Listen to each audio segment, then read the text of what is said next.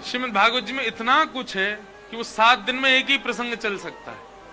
अभी युगल गीत जो है, युगल गीत में भाव क्या है, यहां 2-2 श्लोक युगल युगल हैं। गोपियां एक श्लोक में प्रश्न सा करती हैं और दूसरे श्लोक में उत्तर सा देती हैं, ऐसा भाव है। गोपियों के झुंड बैठे हैं यमुना के तट पर और आपस में सब ठाकुर जी की चर्चा कर रही हैं, वही है युगल गीत। एक बार सप्त गीत पर कथा की थी मैंने, कोरोना काल, 7 गीत भागवत के।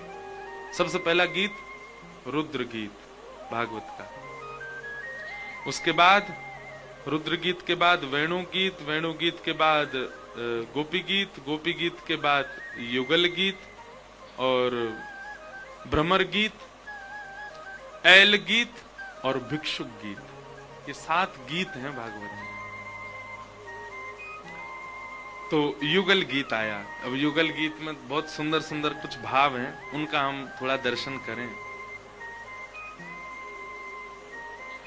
बाम बाहु कृत वाम कपोलो वल्गित भ्रूरधरार्पित वेणु कोमलांगुलिभिराश्रित मार्गम गोप्य ईरयति यत्र मुकुंद। अब मैं कल इस भाव का वर्णन कर चुका हूं कथा में। बाम बाहु मतलब ये बाम बाहु कृत बाम कपोलो, ठाकुर जी ने अपने बाम बाहु की तरफ अपने बाम कपोल यानी कि गाल को ऐसे झुका रखा है, और वलगुत भ्रू अर्धरार्पित वेणु, ठाकुर जी ने अपने अधर पर वेणु को धार। कल हमने 3 बात सुनी, मुरली, वंशी और वेणु। ये वेणु कैसे बजाते हैं, युगल गीत में बता रही हैं गोपी। बोले अपने बाम, बहुत कम आपको ऐसे दृश्य दिखेंगे ठाकुर जी के जहां पर ठाकुर जी बाम तरफ अपना मुख ऐसे करके और ऐसे वेणु बजा रहे हैं। मंदिरों में तो बहुत कम ही दर्शन होगा, ऐसे दिख जाएंगे थोड़े, लेकिन बिहारी जी को देखो, राधा वल्लभ सब सीधे ही खड़े हैं, मुरली बजा रहे हैं। लेकिन दर्शन करते करते आपके भाव से कभी अनुभव हो सकता है कि ठाकुर जी का मुखमंडल बाम और झुका हुआ है। बाम बाहु कृत बाम कपोलो वलगुत भ्रू अधरार्पित वेणुम और कोमलांगुलिभिराश्रित मार्गम। अपनी कोमल उंगलियों से ठाकुर जी उसके छिद्रों को आच्छादित कर रहे हैं।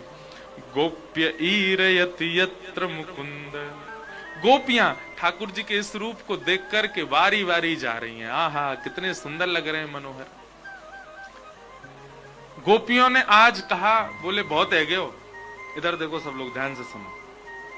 गोपी बोली बहुत है गए हो आज। बोले क्यों? जे रोज रोज नई नई मुद्रा बना करके बंसी बजावे और हम यहाँ के पीछे पागल है जाएं। आज हम शिकायत करेंगी यशोदा मैया ते जाके। और सब गोपी पहुंच गई नंद भवन, और नंद भवन जाके बोली मैया अपने लाला संभाल लो, नहीं तो काउद नाम देख लेंगी। मैया बोली तुम पे कुछ काम ना है, ने 100 लाला तब वो मेरे पीछे पड़ी रहती। अब तो बड़ो है गो लाला, 7 वर्ष को है गो, अब कहा कर दियो लाला ने। बोलो मैया एक बात बताओ, तुम्हारे लाला बंसी बजानो कौन ने सिखायो? जी कहां से सीख के आयो बंसी बजानो? आहा, जब अनेक गोपियों ने जाकर के यशोदा मैया से ये बात कही तो फिर यशोदा मैया उत्तर दे रही हैं, विविध गोप चरणेषु विदग्धो वेणुवाद्य ऊर्ध्वाजिज शिक्षा तब सुतः सती यदाधर बिंबे दत्त वेणुरन यत्य स्वर जाति। यशोदा मैया कह रही हैं वेणु वाद्य ऊर्धा निज शिक्षा, मेरे लाला ने वेणु बजानो खुद ही सीखो है।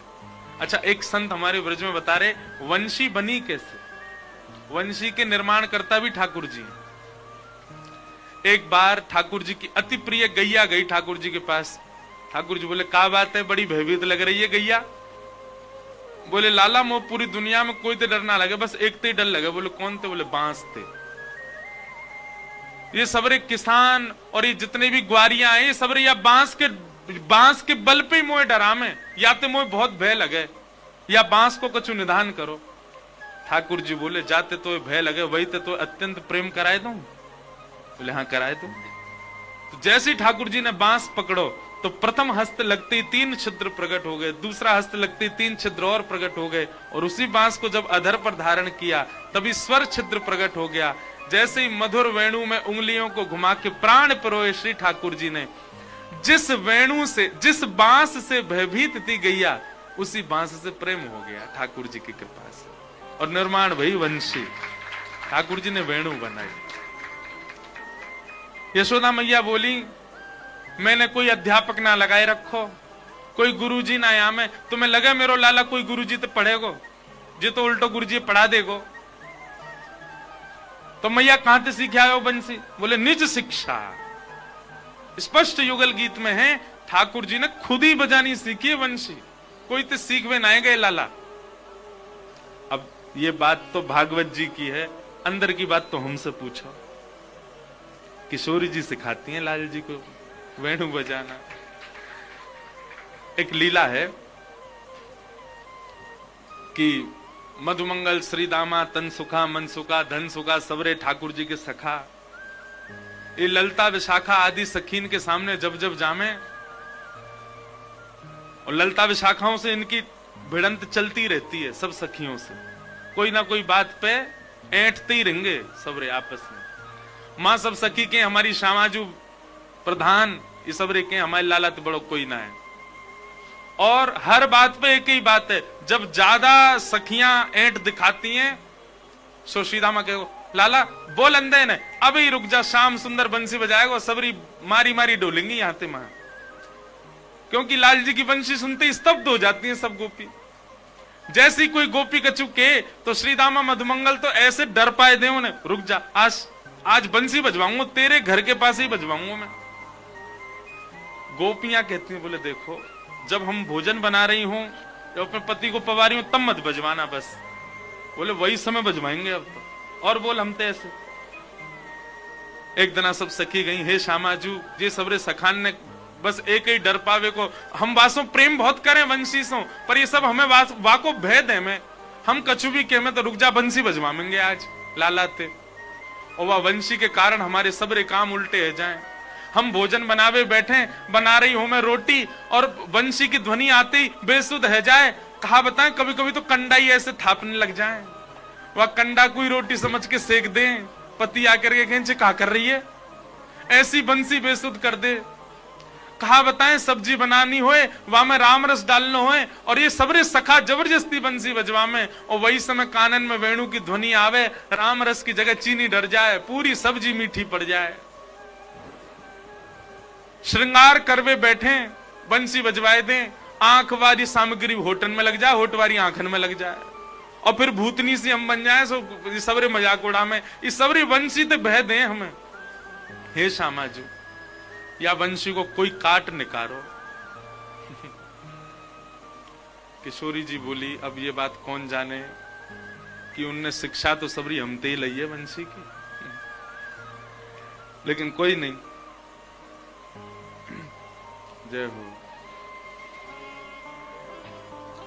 हमारे राधा रमन लाल जी के गुसाई जी आए हैं। जय हो।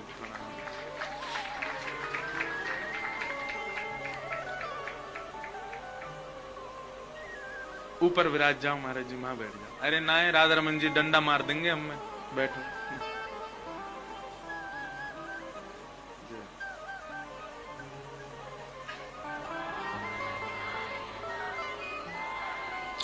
बोलो राधा रमन लाल की। हमारे श्री राधा रमन लाल जी के सेवायत श्री मोनू गोस्वामी जी पधारे हैं, आपसे खूब स्नेह। देखो ये राधा रमन जी के सेवक हैं, पर ब्रज की भी खूब सेवा करें, नंगे पाँव ही रहे में परकम ही लगाते रहे, जब देखो वही के कारण ऐसे हैं छरेरे से। नहीं तो गुसाई तो खा पी के सबरे दुल्लर तिल्लर है जाए। लेकिन आपको खूब स्नेह व्रज के प्रति, रज के प्रति, लाल जी के प्रति। ठाकुर जी मिल गए वहां के बाद भी ब्रज से प्रेम कम नहीं है। तो एक दिन सब सखीन ने सब सखानते कही, अरे सुनो तुम बहुत लाला की वंशी की प्रशंसा करते रहो, आज एक काम करें। कहा यमुना पुलिन पर एक प्रतियोगिता है जाए। बोले कहा, वो तुम्हारा लाला बंसी बजाएगो, हमारी श्यामाजू अपनो साज बजाएंगी। दोनों में जाको साज और जाकी ध्वनि मंत्र मुग्ध करवे वारी भई, वही को राज चलेगो फिर वृंदावन पे। मधुमंगल श्रीदामा बोले ये कोई कहवे वाली बात है, हमारी लाला की बंसी सुनकर के गिरी गिरी डोरो सबरी है। यमुना पुलिन पे बजाई दी तो कहीं जमुना जी में भय ही नहीं, जाओ मथुरा जाए करके निकारनी पड़ेंगी सबरी। सब सखी बोली वो तो देखे कि समय बतावे को। और महाराज एक प्रतियोगिता भई, सब सखा ठाकुर जी के संग आए, सब सखी लाडली जी के संग आई। ठाकुर जी तो वंशी लेकर के बैठे हैं, मनी मन श्री जी से कह रहे हैं आप ही हमारी गुरु हो, आपकी कृपा से। लेकिन अब इनके आगे लेकर अपनी बना रखी है हमने कि ये हमारो ही सब भाव है। नेक शांति रख लो भैया, कल से खूब उधम हल्ला मचाइयो, हम कोई परेशान नहीं करेंगे। और नेका देर बाद ही मचान लगी हूं। तो ठाकुर जी ने वंशी बजाई, जैसे ही वेणु बजाई तो युगल गीत में वर्णन है ठाकुर जी कैसी वंशी बजाते हैं।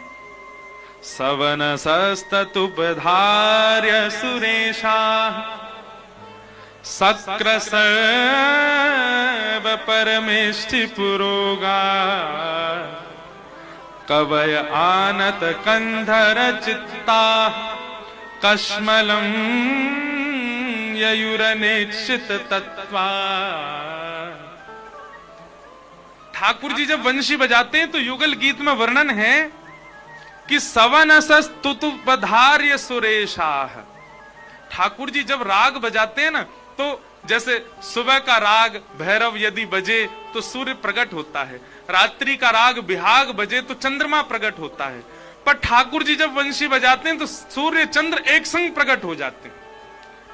यमुना जी के तट पर आज सूर्य चंद्र दोनों हाथ जोड़ के खड़े हैं और दोनों असमंजस में हैं कि ये सवेरे को राग है कि शाम को राग है, सूर्य उदय करनो है कि सूर्य अस्त करनो है, चंद्र उदय करनो है कि चंद्र अस्त करनो है।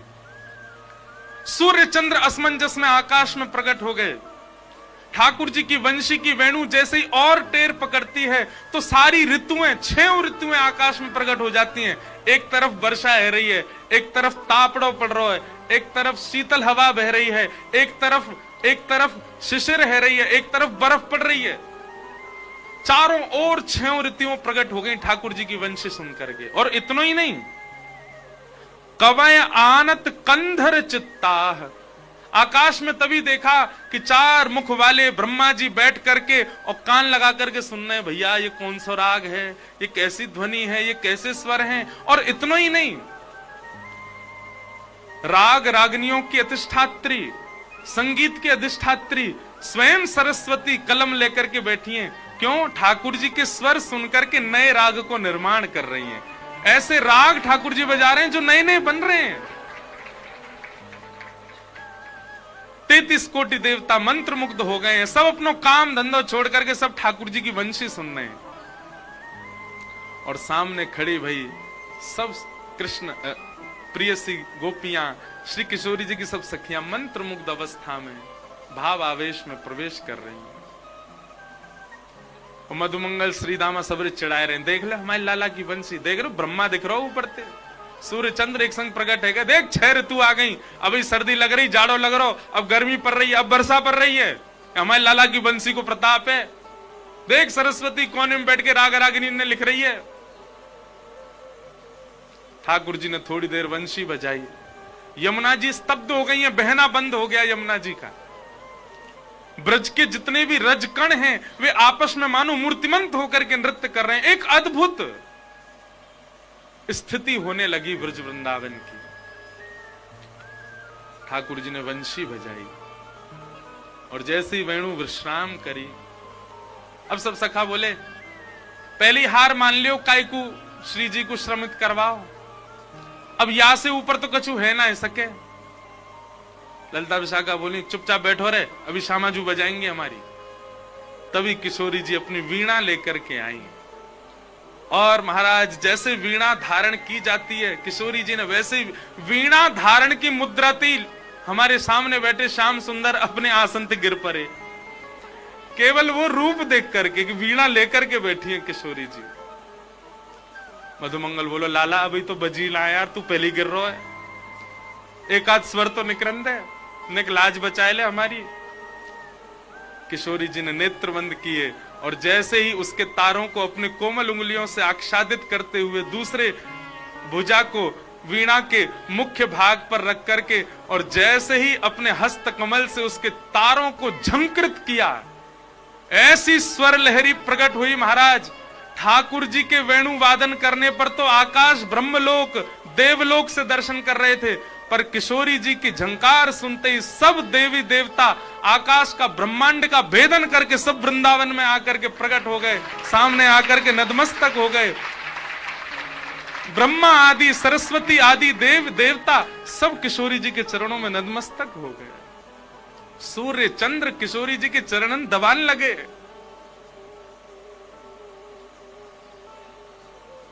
सखियां सब बोली अभी तो एक झंकार पड़ो है, अभी तो पूरी वीणा बजानी बाकी है, हे मधुमंगल बजवाए दें। मधुमंगल बोलो प्रलय है जाएगो, बस अब यहीं रहने दो, हमने अपनी हार स्वीकार कर ली। तो भले ही युगल गीत में ठाकुर जी की वेणुवाद्य की बड़ी प्रशंसा है, पर ये तो हम ब्रज रसिक ब्रज के भाव वाले ही जाने कि ये सबरी प्रशंसा तो बाह्य बाह्य है, भीतर की तो बात हम जाने कि लाला तो शिक्षा ग्रहण करवे जामे ठाकुर किशोरी जी से, कि किशोरी जी की कृपा ही है। ऐसे ठाकुर जी के वेणु के भाव युगल गीत में बताए गए। अब भाव तो बहुत आम है, सुनाते ही रहें बस, सबको हम प्रणाम मात्र करें। अब कथा क्रम को हम विश्राम की ओर ले चलते हैं।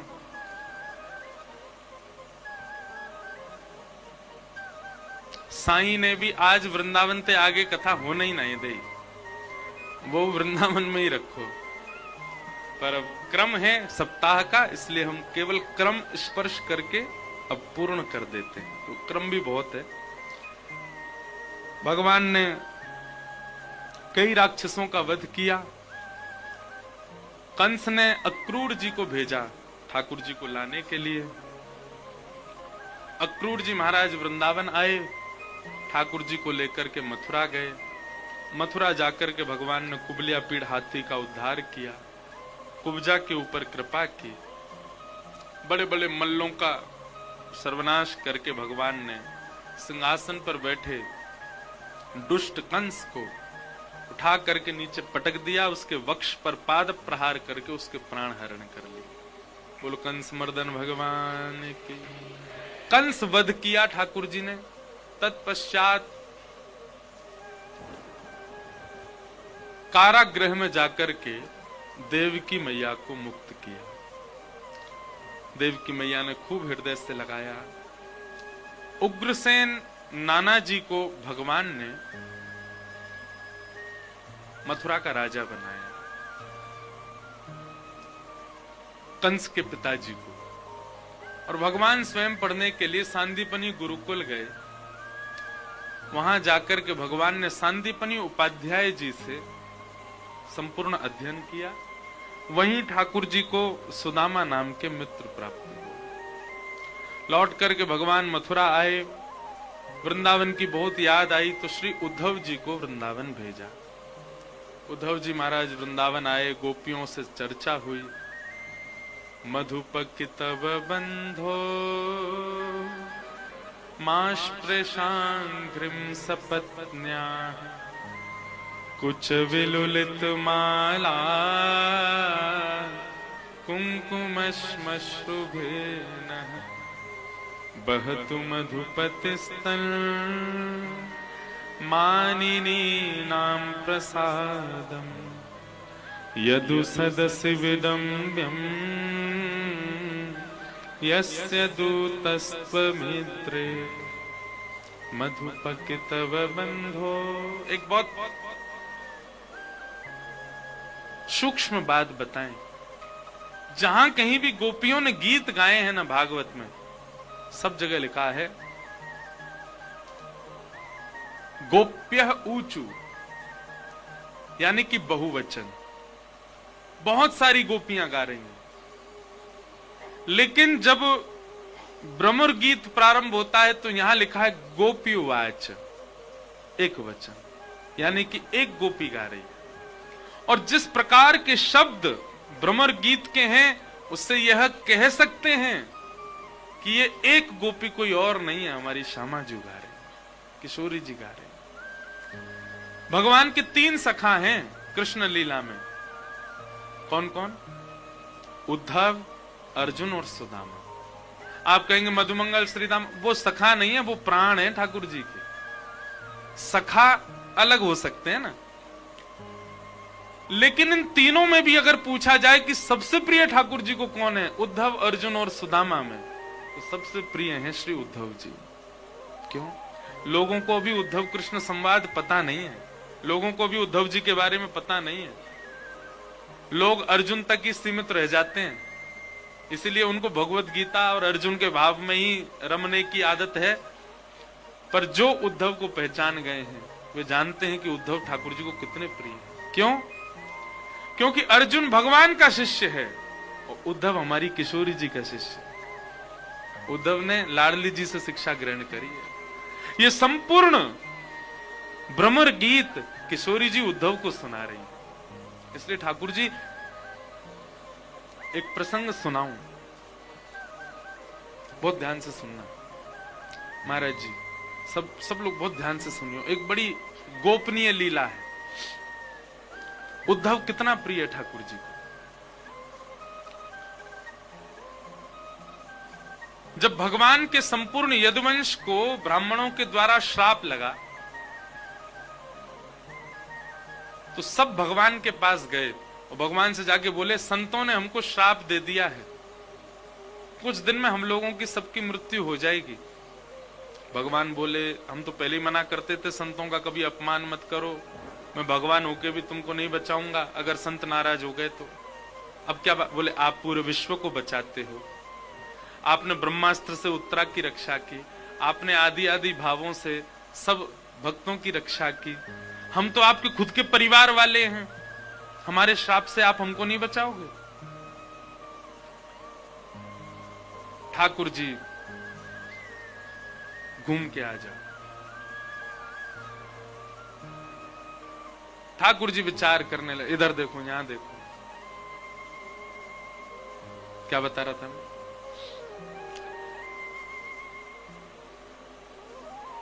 हाँ, तो भगवान के परिवार के लोग बोले, आप हमको नहीं बचाओगे? तो भगवान कहते हैं, बोले हाँ मैं बचाऊंगा ना, एक तरीका है। बोले क्या? बोले हमारे गुजरात में एक स्थान है, अब उस समय गुजरात तो नहीं था, सौराष्ट्र था, तो सौराष्ट्र में एक स्थान है सोमनाथ, और सोमनाथ जो है ये श्राप नाशक महादेव हैं, भगवान श्री कृष्ण कहते हैं। बोले क्यों? बोले उनका नाम क्या है? सोमनाथ। सोम यानी कि चंद्रमा। चंद्रमा को किसने श्राप दिया? दक्ष प्रजापति ने। क्या श्राप दिया? कि तुम हर दिन अपनी कलाओं से घटोगे। क्यों श्राप दिया? क्योंकि दक्ष प्रजापति की पुत्रियों से चंद्रमा का ब्याह हुआ, पर चंद्रमा सबसे ज्यादा प्रेम केवल रोहिणी से करते हैं, इसलिए बाकी की जो पत्नियां हैं उन्होंने जाकर के दक्ष प्रजापति से शिकायत कर दी। बोले पिताजी हमारे पतिदेव केवल बड़ी बहन से ही प्रेम करते हैं, हमसे तो स्नेह ही नहीं उनका। तो दक्ष प्रजापति ने क्रोध में आके श्राप दे दिया कि आप अपनी कलाओं से रोज घटोगे। चंद्रमा ने आके कहा, ससुर जी आपने हमको श्राप दे दिया, कलाओं से रोज घटूंगा, और एक दिन जब पूरी कलाई खत्म हो जाएंगी तो मैं अदृश्य हो जाऊंगा, आपकी सारी बेटियां विधवा हो जाएंगी। दक्ष प्रजापति बोले ये तो मैंने सोचा ही नहीं, इसीलिए तो भगवान ने बकरे का मुंह लगा दिया उनको। क्यों? विचार ही नहीं करते हैं। बोले अब क्या करें? तब सोम यानी कि चंद्रमा ने समुद्र के तट पर बैठ करके महादेव की आराधना की। क्यों? बोले आपके हमारे ससुर जी एक ही हैं, कृपा करो। तो महादेव प्रकट हो गए, प्रकट होकर के कहा वरदान मांगो। बोले कि श्राप लगा है रोज अपनी कलाओं से घटना है, और एक दिन जब मैं अदृश्य हो जाऊंगा तो फिर क्या होगा? तब महादेव कहते हैं ठीक है, हम आपका श्राप तो नहीं काट सकते, पर हम आशीर्वाद देते हैं 15 दिन आप श्राप में रहोगे और 15 दिन हमारे आशीर्वाद में रहोगे। प्रथम दिन से लेकर के और अमावस्या तक आप श्राप में रहोगे, आपकी कलाएं घटेंगी, लेकिन फिर उसके बाद हमारा आशीष लगेगा और प्रथम से लेकर के और पूर्णिमा तक आप आशीर्वाद में रहोगे। मतलब घटोगे बढ़ोगे, घटोगे, ऐसे आपका चलेगा। तो भगवान श्री कृष्ण ये कथा यदुवंशियों को सुना रहे हैं। बोले भैया अब हम यदुवंशियों को श्राप तो लग गया, और श्राप नाशक देवता हमारे सौराष्ट्र में कौन है? सोमनाथ। चलो सब यदुवंशी नाव में बैठ करके, क्योंकि द्वारिका तो बीच समुद्र में है, बोले नाव में बैठ बैठ करके सोमनाथ चलो, और सोमनाथ जाकर के यज्ञ करेंगे, हवन करेंगे, ब्राह्मणों को दान करेंगे, महादेव की आराधना करेंगे, जलाभिषेक करेंगे, उससे महादेव प्रसन्न होके हो सकता है श्राप न भी कटे तो कुछ तो वरदान दे देंगे। यदुवंशी नाचने लगे, बोले वाह ठाकुर जी आपने बहुत बढ़िया कर दिया काम, अब हम लोग प्रसन्न हैं। पूरी सभा आनंदित हो गई। भगवान ने सबको कहा तैयारी करो, चलो सब लोग जाओ। लेकिन कोने में बैठा उद्धव भगवान को टेढ़ी नजर से देख रहा है, ऐसी नजर से जैसे चोरी पकड़ लेता है ना कोई। ठाकुर जी ने उद्धव की ओर देखा, क्या बात है ऐसे क्यों देख रहे हो? उद्धव बोला आपके पास आके बात करूं? बोला हाँ आओ। जैसे उद्धव जी पास आए, उद्धव जी कहते हैं आप बहुत चतुर हो ठाकुर जी। बोले क्यों? अपने परिवार को श्राप से बचाना, इसमें क्या चतुराई? बोले मैं उसकी नहीं कह रहा हूं, आप चतुर क्यों हो ये बात मैं बहुत अच्छे से जानता हूं, आपके रग रग से वाकिफ हूं मैं। और क्यों है? क्योंकि किशोरी जी का शिष्य है उद्धव। ठाकुर जी बोले क्या बोलना चाहते हो, स्पष्ट बोलो। बोले प्रभु हमारी जो द्वारिका है ना, इस द्वारिका को किसने बनाया? भगवान बोले विश्वकर्मा ने। और श्राप लगना, पाप लगना, पुण्य लगना, सूतक लगना, सोबर लगना, ये सब लागू होता है ब्रह्मा के द्वारा बनाई गई पृथ्वी पर। हमारी द्वारिका को ब्रह्मा ने नहीं बनाया। इसका मतलब क्या है? ब्राह्मण चाहे कितना भी श्राप दें, इस नगरी में रहने वाले किसी को श्राप लगता ही नहीं है। आप तो जानबूझ करके सब लोगों को नाव में बैठा के ब्रह्मा के द्वारा बनाई गई पृथ्वी पर लेके जा रहे हो ताकि सबको श्राप लगे। भगवान तुरंत उठे, उद्धव का मुंह बंद के बोले चुप रहे, बोल मत। बोले मैं आपका रहस्य जानता हूं, श्राप तो अभी किसी को लगा ही नहीं है, यदुवंशी सब खाली बैठे हैं, कोई नहीं मरने वाला। आप जबरदस्ती सबको लेके जा रहे हो ब्रह्मा की पृथ्वी पर ताकि सबको वहां उतरते श्राप लग जाएगा। और मुझे ऐसा भी आभास हो रहा है कि इस यात्रा में मैं नहीं जाऊंगा आपके साथ, आप मुझे छोड़ के जाओगे। भगवान ने उद्धव को हृदय से लगाया, तो सही समझा उद्धव, मेरे बाद यदुवंशी भार बन जाएंगे पृथ्वी पर, इसलिए मुझे इनको शापित करवाना पड़ेगा। और तुम ब्रजवासियों के शिष्य हो, चेला हो, और ब्रज ने तुमको प्रेम करना सिखा दिया, इसलिए ऐश्वर्य का अभिमान तुमको नहीं छुएगा, इसलिए मैं तुमको छोड़ के जाऊंगा ताकि संपूर्ण यदुवंश के विनाश के बाद मेरी भक्ति का प्रचार प्रसार और उसकी स्थापना के लिए तुम रहो पृथ्वी पर। उद्धव जी बहुत रोए। भगवान स्वयं सहित पूरे यदुवंशियों को नाव में बैठा करके ले गए, केवल उद्धव को द्वारिका छोड़ के गए और सौगंध दे के छोड़ के गए, तू नहीं जाएगा। क्यों? तू तो हमारी किशोरी जी को अंश है, हमारी किशोरी जी ने तू को देखो है, किशोरी जी ने तू पे हाथ फेरो है, ब्रजवासी ने तू को हृदय लगायो है, तू प्रेम से ओतप्रोत है। उद्धव तेरो रहनो बहुत जरूरी है। बाकी सब यदुवंशियों को लेकर के भगवान सोमनाथ के उद्धव को छोड़, ऐसे हैं उद्धव। ये जो कुसुम सरोवर है ना गोवर्धन में, वहां उद्धव जी का मंदिर है। लोग बाग बस उसका बाहरी चकाचौंध देख के आ जाते हैं, उद्धव जी को प्रणाम नहीं करते।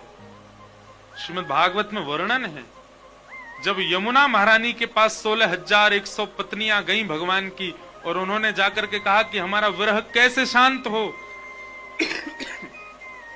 तब श्री यमुना जी ने आज्ञा की कि हमारे ब्रजमंडल में कुसुम सरोवर श्यामा श्याम की नित्य लीला स्थली है, वहीं पर लता गुल्म पत्रों के रूप में श्री उद्धव जी महाराज विराज रहे। आशामहो चरण रेणु जशाम हमशाम वृंदावने किमपि गुलमलतौषधीनाम। आप जाकर के वहां उद्धव जी से प्रार्थना करो।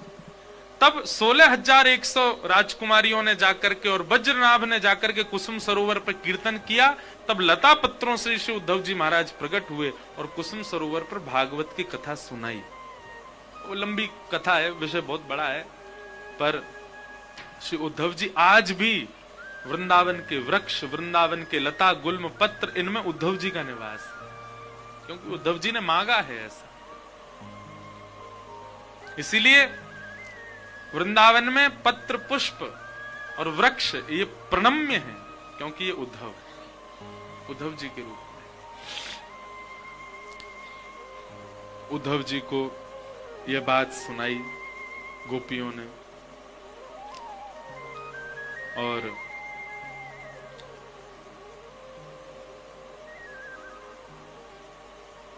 उद्धव जी महाराज कह के तो गए तो ठाकुर जी शाम को आ जाऊंगा। 6 महीना बीत गए वृंदावन में, और 6 महीना बाद लौट करके जब मथुरा गए ठाकुर जी के पास,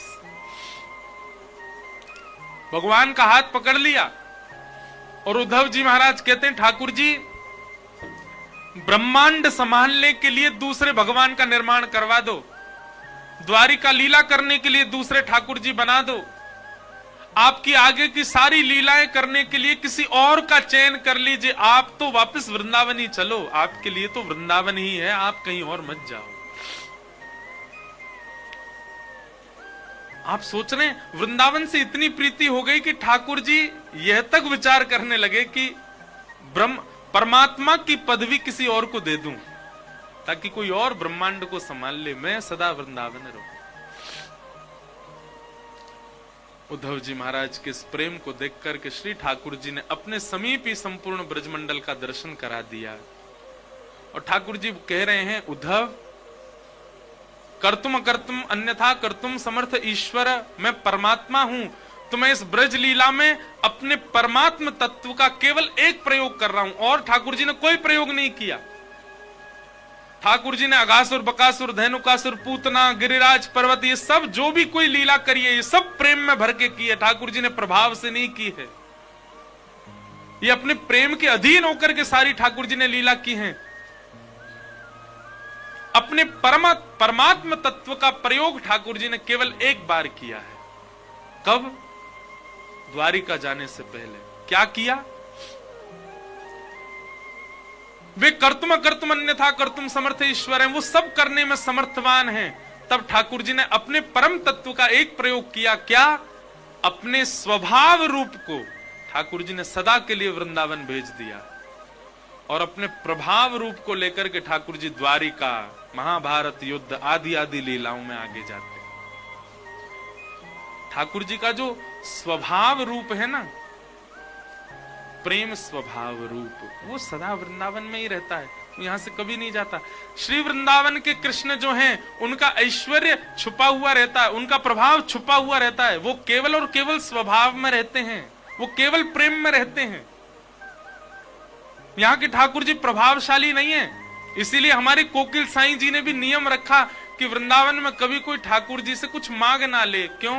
क्योंकि यहाँ के लाला देनो ना जाने, लेनो ही जाने बस। हमारे वृंदावन चंद, इनसे ये मत मांगो घर बन जाए, गाड़ी बन जाए, ब्याह हो जाए, संपत्ति मिल जाए, मेरे ये काम बन जाए, ये बिगड़ी बन जाए। अरे वो नेक्से से लाला है, वो जाने ही ना ये सब कछु। यहां तो वृंदावन आकर के श्यामा शाम से यूं ही कहो, लाला तुम बस राजी रहो, तुम बस प्रसन्न रहो, तुम सदा आनंद में रहो, बस और कछु नहीं। यहां से अतिरिक्त कुछ नहीं मांगना चाहिए वृंदावन चंद से। क्यों? क्योंकि ठाकुर जी का स्वभाव रूप वृंदावन में है और प्रभाव रूप आगे की लीला में। भगवान अपनी लीला पूरी करे। अब हम कथाक्रम को और शीघ्र ले चलें। द्वारिका पहुंचे, जरासंध ने 17 बार चढ़ाई की, 17 बार ठाकुर जी ने हरा दिया, 18वीं बार चढ़ाई की। ब्राह्मणों का भाव रख के ठाकुर जी रण छोड़ करके भाग गए।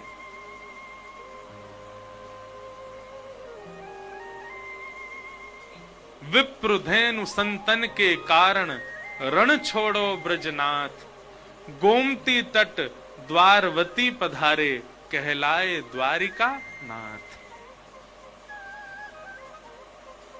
विप्रों के कारण ठाकुर जी रण छोड़ करके भाग गए, क्योंकि जरासंध विप्रों को अनुष्ठान पे बैठा के आया है। ठाकुर जी ने कही विप्रों का अनुष्ठान पूर्ण होना चाहिए, और ठाकुर जी रण छोड़ करके भाग गए, द्वारिका में विराज गए। बोलो द्वारिकाधीश की। बलराम जी का रेवती जी के साथ में विवाह हुआ, और श्री नारद जी के अथक प्रयास से श्री ठाकुर जी का विवाह श्री रुक्मणी जी के साथ में। बोलो रुक्मणी रमण भगवान की। रुक्मणी लक्ष्मी है बंधुओं, और लक्ष्मी से ठाकुर जी का विवाह होता है। विवाह सदैव विलग व्यक्ति के साथ में होता है। किशोरी जी तो ठाकुर जी ही हैं, उनसे विलग नहीं है, वे एक ही हैं। अगर हम ऐसा भी कह दें तो कोई अतिशयोक्ति नहीं। ठाकुर जी को ब्याह रुक्मणी जी थे भयो, रुक्मणी जी को ब्याह किशोरी जी थे भयो। किशोरी जी ठाकुर जी अलग नहीं है। अद्भुत लीला है।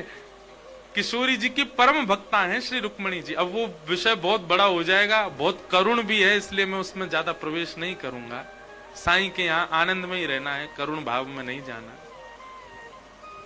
कुछ दिन पहले हम घर बैठ के ही चर्चा कर रहे थे, बहुत देर होती रही। यहां से जाने के बाद श्री रुक्मणी जी का किशोरी जी के प्रति जो प्रेम है, बस इतना समझ लीजिए कि वह रुक्मणी जी जो कभी कृष्ण को त्याग नहीं सकती, स्वप्न में भी श्री कृष्ण को कभी भूल नहीं सकती, उन्होंने कुरुक्षेत्र में जब पहली बार किशोरी जी को देखा तो रुक्मणी जी कहती हैं, हम प्राण प्यारे द्वारिकाधीश को भी छोड़ सकती हैं किशोरी जी के लिए, सदा इनके चरणों में वास मिल जाए बस। ऐसी हमारी किशोरी जी। जब रुक्मणी जी को श्राप लगा 12 वर्ष तक ठाकुर जी से दूर रहने का, तब किशोरी जी ने ही रुक्मणी जी की भाव की रक्षा की। आज भी भेंट द्वारिका आप जाएंगे तो वहां पर जो द्वारिकाधीश जी का स्वरूप है वो रुक्मणी जी ने बालू से ही बनाया, किशोरी जी की आज्ञा से। ये सब अंतरंग चर्चाएं, अंतरंग लीलाएं हैं, सबको प्रणाम करते हैं। भगवान के अष्ट प्रमुख ब्याह हुए। भौमासुर नाम के राक्षस के यहाँ 16,100 रानियां बंदी थीं। सबको मुक्त करा करके भगवान ने सबसे विवाह किया और 16,108 ब्याह हुए। राजा नृण के ऊपर कृपा की। भगवान की दिनचर्या गृहचर्या का वर्णन किया गया। जरासंध का भीम के द्वारा वध करवा करके भगवान ने पांडवों के यहाँ राजसूय यज्ञ को स्वीकार किया। सुदामा चरित्र सुनाया गया, जहां भगवान के परम सखा श्री सुदामा जी महाराज, उनका मंगल चरित्र सुनाया गया। कैसे श्री सुदामा जी महाराज ने ठाकुर जी की प्राप्ति की। कि कृष्ण स्यासीत सखा कश्चित ब्राह्मणो ब्रह्मवित्तम विरक्त इंद्रियार्थेषु प्रशांतात्मा जितेंद्रिय। ठाकुर जी को यदि बनना चाह रहे हो तो 3 लक्षण हैं श्री सुदामा जी में, वे 3 अपने भीतर ले लो। मैं कहीं लेके तो भागना ही जाता हूं, यूं लगी कहीं बज नहीं जाए। तो इस प्रकार श्री सुदामा जी के 3 लक्षण हैं। सबसे पहला विरक्त इंद्रियार्थेषु, दूसरा प्रशांतात्मा, तीसरा जितेंद्रिय। सबसे पहला सुदामा, अगर ठाकुर जी के सखा बनने की किसी की इच्छा हो तो सबसे पहला लक्षण लाओ विरक्त इंद्रिय। इंद्रियों को संसारी व्यंजनों से विरक्त करके केवल भगवत प्रसाद में लगा दो। आपकी जिह्वा, आपकी वाणी, आपकी इंद्रियां भगवत प्रसाद के अलावा कुछ भी ग्रहण ना करें, ये नियम धारण कर लीजिए। जो भगवत प्रसाद है केवल वही पाएंगे हम। विरक्त इंद्रियार्थेषु पहला। दूसरा प्रशांत आत्मा, अत्यंत शांत, कम बोलो। और तीसरा जितेंद्रिय, अपनी इंद्रियों को जीतो। देखना इंद्रियों के ना घोड़े भगे, इनमें हरदम जो संयम के कोड़े पड़े, अपने रथ को सुमार्ग लगाते चलो, कृष्ण गोविंद गोपाल गाते चलो। एक बात हमारी सुनो, नाम जप सदैव करो, पर जिस समय आपकी इंद्रियां आपके वश से बाहर जाएं, उस समय विशेष करो। सामने वाला व्यक्ति पिज्जा खा रहा है, आपकी जीभ में पानी आ रहा है, और मुंह खा ले, उसी समय नाम जप में बैठ जाओ, श्री राधा श्री राधा श्री कृष्ण कृष्ण कृष्ण कृष्ण गोविंद गोविंद गोपाल गोपाल गोपाल। और क्या भाव से करना? हमारी जीभ को वश में करो। आप देखना आपका मन होगा ही नहीं।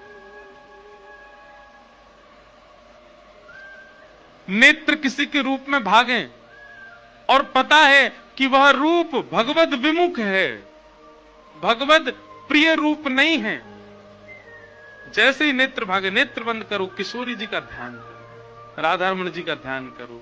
उसी समय फोन में खोल लो, राधारमण जी के रूप को देखो, चरणन को देखो, मुखमंडल को देखो, वक्ष को देखो, हस्तकमल को देखो, उनके रूप को निहारो।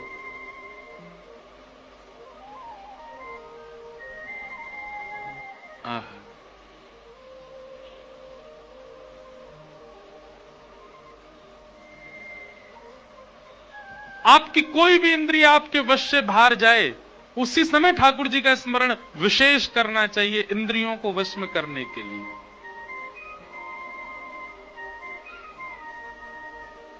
बहुत सुंदर एक भाव है, मनमोहन तुझे रिझाऊं, तोहे नित नए लाड लड़ाऊं, बसा कर नैनन में, छिपा के तुझे नैनन में, बसा कर नैनन में, छिपा के तुझे नैनन में। गीत बन जाऊं तेरी बांसुरी के स्वर का, इठलाती बल खाती पतली कमर का। गीत बन जाऊं तेरी बांसुरी के स्वर का, इठलाती बल खाती पतली कमर का।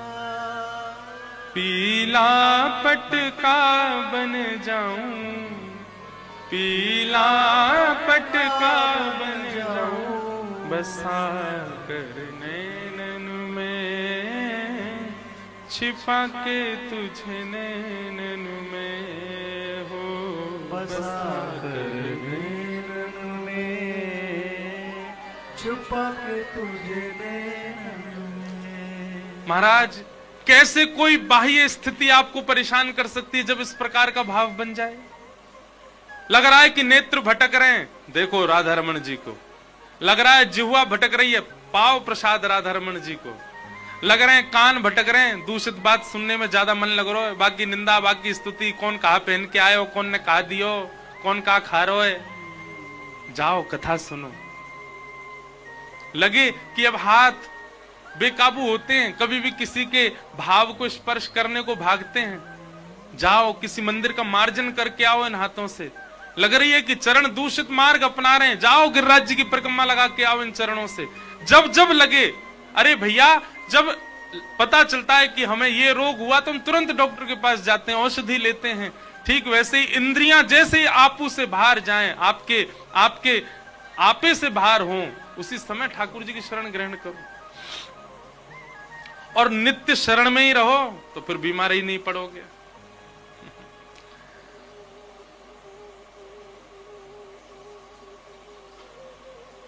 तीन लक्षण बताए सुदामा जी के, भगवान ने सुदामा जी पर कृपा की। आगे फिर और भी कई प्रसंग सुनाए गए।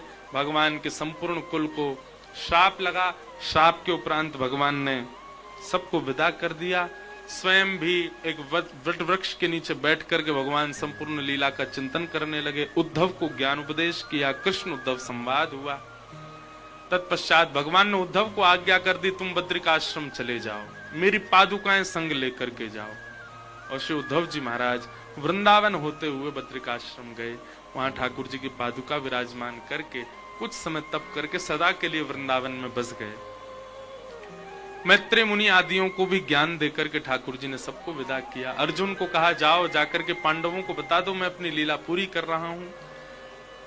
एक विमान वैकुंठ से ठाकुर जी को ले जाने के लिए आया। भगवान ने उसमें उस बेलिया को भेज दिया जिसने बाण मारा था, और स्वयं भगवान एक ज्योति रूप धारण करके 7 बार आकाश में भ्रमण करके तिरोधाय प्रविष्टोयम श्रीमद् भागवतार्णवम, ठाकुर जी सदा के लिए श्रीमद् भागवत में विराजमान हो गए। आप किसी ग्रंथ को नहीं सुन रहे हैं, आप किसी पोथी को नहीं सुन रहे हैं, कोई पुराण नहीं है भागवत। भागवत साक्षात श्री कृष्ण है। और इस बार के साईं के उत्सव में यहां 1 नहीं, 2 नहीं, 3 नहीं, 4 नहीं, 151 से भी अधिक श्री कृष्ण भ्रमण कर रहे थे इस आंगन में। आप श्रीमद् भागवत जी को देखते हैं, भागवत जी सुनने जाते हैं, तो यह विश्वास मन में धारण कर लिया कीजिए साक्षात श्री कृष्ण है।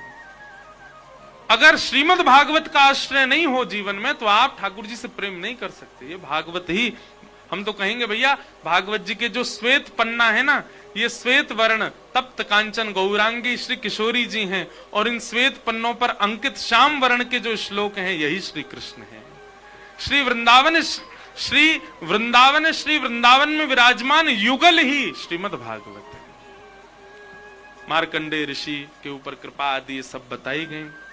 तक्षक सर्प ने आकर के परीक्षित को डस दिया और उनका पंच भौतिक देह तो नष्ट हो गया, पर उनकी दिव्य आत्मा चतुर्भुज रूप धारण करके विमान में विराजमान होकर के भगवत धाम को प्रस्थान कर गए। शुकाचार्य जी महाराज व्यासपीठ से उठ करके अंतर ध्यान हो गए। कहां गए? श्री जी के निज निकुंज में आ गए और सुख सखी के रूप में आकर के विराज गए।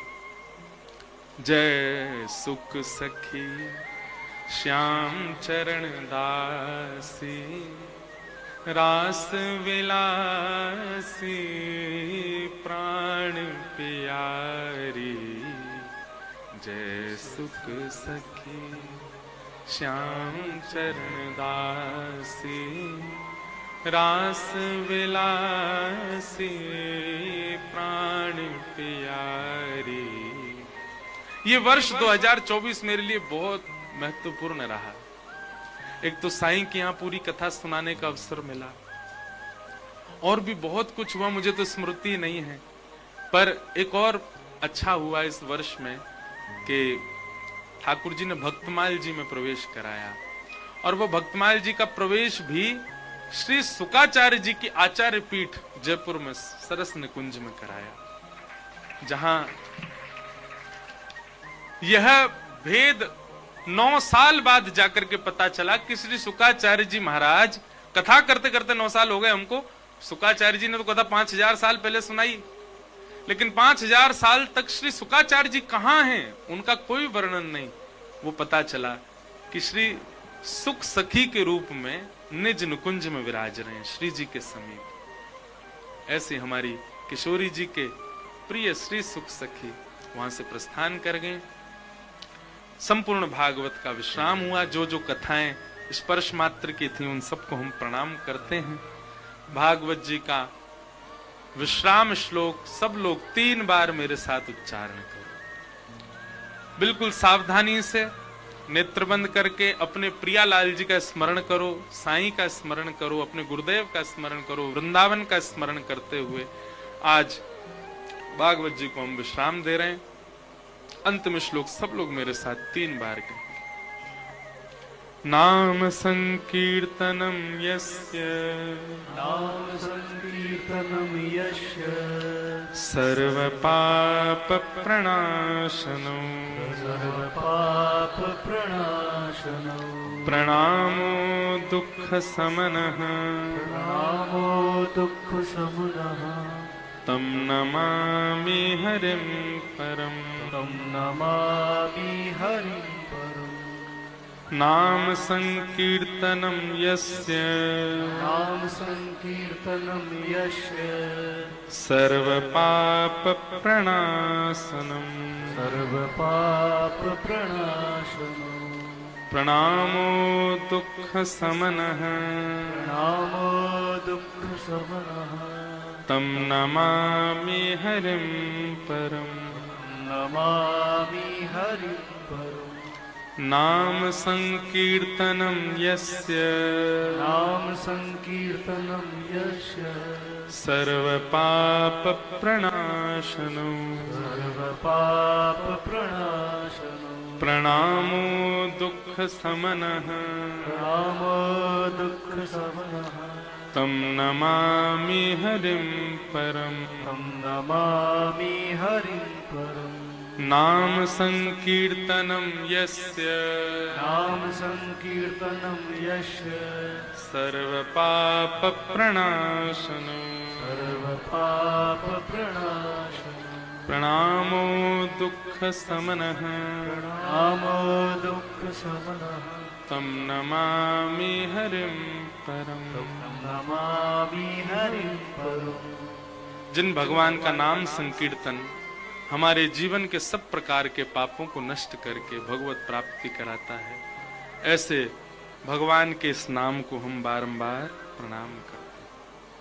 बोलो वृंदावन बिहारी लाल की जय श्री राधा रमण लाल की श्री राधा वल्लभ लाल की जय जय श्री मिथिले बाबल साईं अमा की बधाई हो बधाई हो बधाई हो बधाई हो बधाई हो।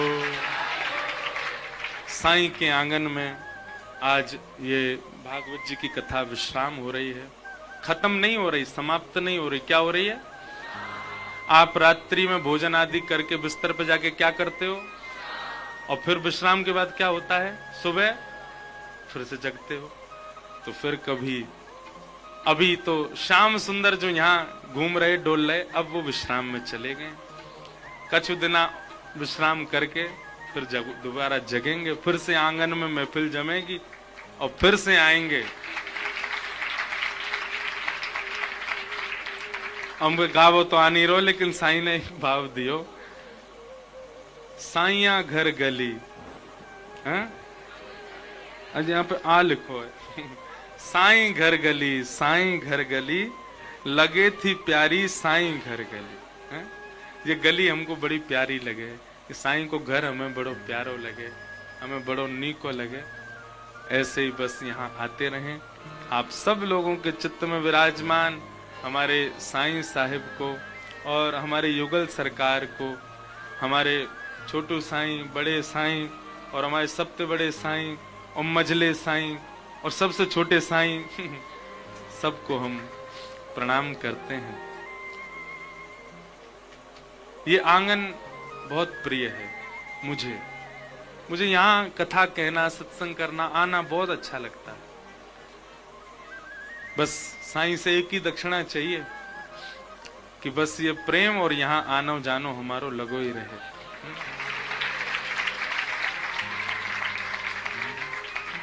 मैं वक्ता बनूं तुम श्रोता बनो, मैं वक्ता बनूं तुम श्रोता बनो। आप सब क्यों गा रहे हो? सबरे वक्ता बन जाओगे, मैं क्या करूंगा फिर? आप सब तो ये गाओ, हम श्रोता बने, आप वक्ता बनो। हैं? मैं गाऊंगा क्या? मैं वक्ता बनूं तुम श्रोता बनो,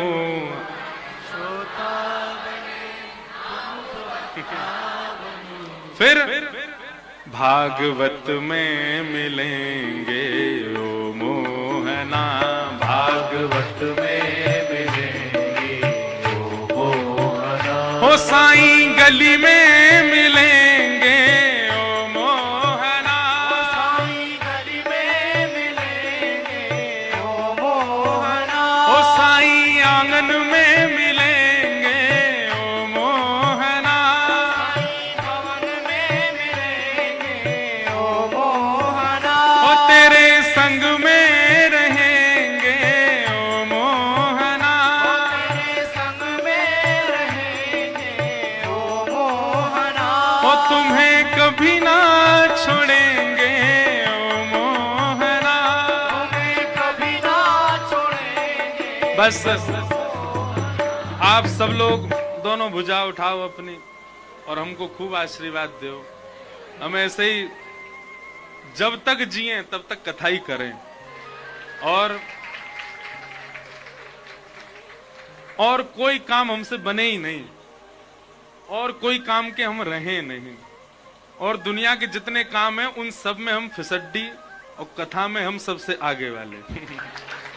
बस यही हमको आप आशीर्वाद दे दो, हमसे कथा कभी छूटे ना, हम ऐसी कथा गाते रहें और आप सब भी, हम आशीर्वाद दे रहे हैं, आप सब भी केवल कथा ही सुनते रहो।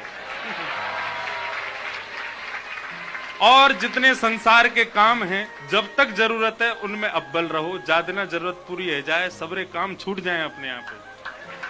बस कथा ही जीवन रहे, कथा मात्रैक जीवनम, वृंदावन मात्रैक जीवनम। ये वृंदावन और ये कथा, ऐसे ही इस संगम में हम पुनः कभी जरूर मिलें। हम तो भैया अपनी एक बात भी कहें अपने गिरधर लाल जी से कि कथा कहवे के पीछे अगर लाल जी हमें आप मुक्ति देवे वारे हो, लेकिन एक शर्त पे मुक्ति दइयो, वैकुंठ में हम कथा करेंगे, मऊ कथा नहीं छोड़ेंगे। और वैकुंठ में कथा करेंगे, वहां हमारे श्री लाल जी कथा सुनेंगे, ठाकुर जी कथा सुनेंगे और कथा 7 दिन सुनने के बाद जब दक्षिणा देवी आमेंगे तो हम कहेंगे हमारी मन की दक्षिणा दो। क्या? फिर से वृंदावन भेज दो, फिर से वक्ता बना दो, फिर से सुख निवास में कथा करवे आएंगे। तब ये अगली बार जब मतलब अगले जन्म में जब हम कथा करवे आएंगे ना, तब बड़े साईं की जगह वो लाला बैठो होगा। लाला के भी 2 साईं होंगे, छोटे बड़े, और उनको भी एक शब्द छोटो को, उन तो मेरो प्रेम है जाएगा। वो कोई और नहीं, आप ही आओगे लौट लौट के। भैया वृंदावन वासी ध्यान से सुनियो, मुक्ति फुक्ति नहीं चाहिए हमें, फिरते वृंदावन ही चाहिए। ये वृंदावन सदा हमारे।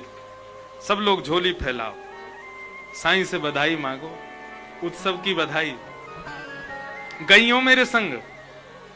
बधाई में, बधाई में दीजो श्री ब्रज धाम, बधाई में दीजो श्री ब्रज धाम, बधाई में दीजो श्री ब्रज धाम, बधाई में दीजो श्री ब्रज धाम। हे साईं, आप तो नित्य श्री ठाकुर जी के समीप ही हो। हमारी श्री जानकी जी आपसे बहुत प्रेम करें, उनसे नेक हमारी गुजारिश कर दो।